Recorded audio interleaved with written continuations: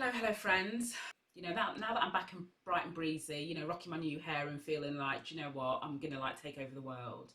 A lot of people are asking me why I do so many conversations. They're not criticizing the number. I don't mean from that point of view, but they ask me like, Shereen, what's your purpose with these conversations? Because remember, I don't turn up when I, do whatever I do. I'm not selling anything. I don't I'm not, what's the word, formulaic.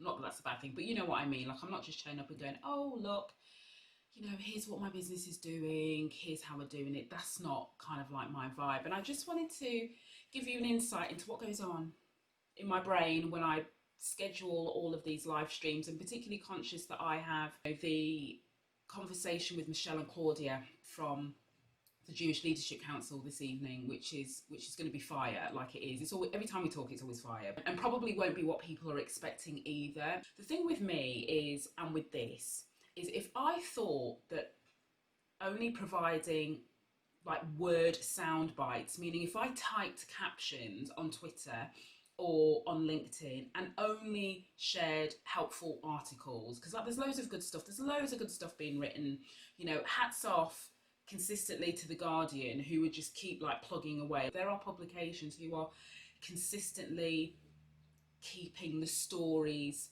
going, right? And so people are sharing that all over the place, which is great. But one of the things that is like my bugbear, and has been my bugbear from my time within organisations, is we don't have the conversations that I feel like we need to have. But also, when we do attempt to have those conversations, they are always behind closed doors. Always behind closed doors.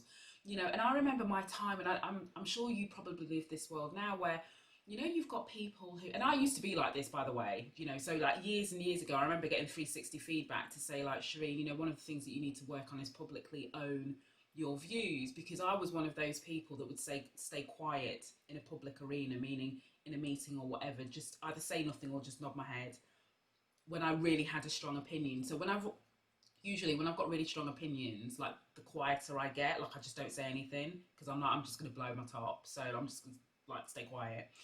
And somebody who was like my boss's boss said, you know what, like you have to own it. And I was like, oh my God, like it was a transformative moment in my career. Like, I think I've still got a copy of it actually. And again, so it's this idea of, so we have these conversations. So I remember talking to managers and directors, and they'd be like, Shereen, let me tell you what I really think, right? And off we go, and we have this great conversation, fabulous, right? And then we're sat in a board meeting, or we're sat in some kind of leadership, senior leadership, SLT, all of that jazz. And then, so the same topic comes up again, and it's like crickets, because they've said nothing. And I'm like, hang on a minute, me and you, I just spent an hour of my time counselling, coaching, whatever else it is, and you're giving me how you truly feel about this and this business direction, the culture changes that are needed. And now the opportunity is here, because we've got, everybody who can influence this and who can sign it off. And you are on the board earning your big dollars, and you've got nothing to say. So how does that work? And I'm not criticising them, because there's loads of reasons why that happens, but those were the things that frustrated me the most. So when I do my live streams, and the reason why I was so ecstatic about LinkedIn Live, even though, like, if I'd have thought about it a bit more, I probably would have done what everybody else does, is like just do like webinars behind closed doors. But I said there's loads of that going on. So there's loads of webinars that you can sign up to, and you've got to register and you've got to do this. But I actually wanted to make it open access. And I wanted to bring some of the conversations that happen, and they are conversations, they're not presentations, they're not keynotes.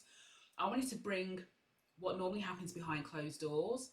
And I wanted to bring that feeling of like friends or acquaintances sitting and talking, and the natural ebb and flow of the conversation that comes with that. So all the, it's like it's never scripted or anything like that. And I wanted to bring that to talk about race, and talk about equity, and talk about change, and talk about mindset, and talk about behaviours, and talk about leadership and culture, and all these different facets of what it means to make true progress, right? So that's why I do them in a live context.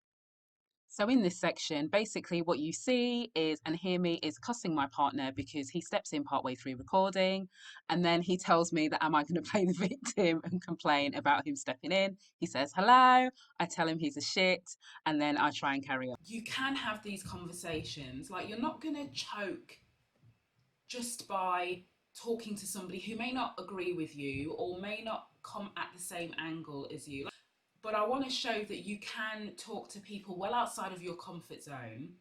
But also, when you hear these conversations, it's a little bit like I want to mirror like the conversations that I think should be had in business, if I'm really honest. Like, it's almost like I wish that we could have this conversation when I'm doing them and it just be like broadcasted to the rest of their business. Now, none of them would be up for that, but you know what I mean. It's this idea of transparency, because I think like people don't always they don't always dig what I say. Do you know what I mean? Like, I do get messages going like, Shereen, you know when you said that, like I feel what you're saying, but I felt like you could use different words or blah blah blah blah blah. What about? But fundamentally, what they do is they trust my view because they've seen me show up every single day. So they might not like what I say, but they trust and they respect the fact that I stand up for what I care about and what I believe in. And I do think like that's missing a little bit. You know, I don't want to, there's lots of people doing it, but I wish more people would do that, because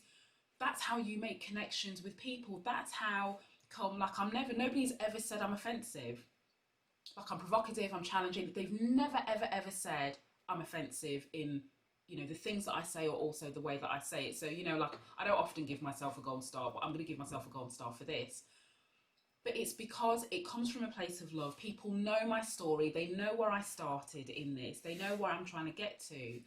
And I'm basically saying that, you know, so this is why I do it. So when you see me do live streams or have conversations about topics that you feel like don't fit the business or the workplace narrative, well, guess what? Life is not like that. We don't sit here, even no matter what product or service you sell, you don't spend all your time talking to your connections and your friends just about the product or service that you sell. So in this, and I'm talking about you know, equity and super inclusion, right? Super inclusion, not like the fluffy stuff. I mean like real inclusion, where we're getting into the nitty gritty of experiences of marginalised people. That's the stuff that I'm really interested in.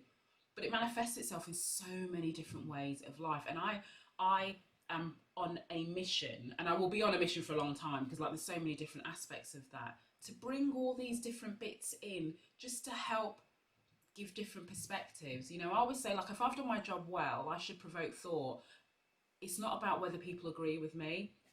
It isn't. That isn't a factor, actually. It's just about how, are you thinking enough? So therefore, when you do decide to do what you're going to do, or you're doing what you're going to do in this space, you're being conscious and deliberate. So I know it feels a bit like, is that a bit like a sermon? It isn't, but, you know, it was, I always keep having the same conversations, like, oh my God, you do such interesting live streams. Like, why do you do it? Like, what's the rationale behind it? You know, like, is it a hobby like that? Well, it isn't. If it's a hobby because I enjoy it, then I'll call it a hobby. But is it just because of that? No, there's a method behind it, you know, and I think it's working. So I'm going to carry on doing them. So when you start to see me do more conversations, and you think, and talking about things that you think, oh, that's a little bit left or right field, like not in a political sense, but, you know, polar opposites, then at least you have an understanding as to why I am doing it. So I hope you're going to join me at 7 o'clock this evening.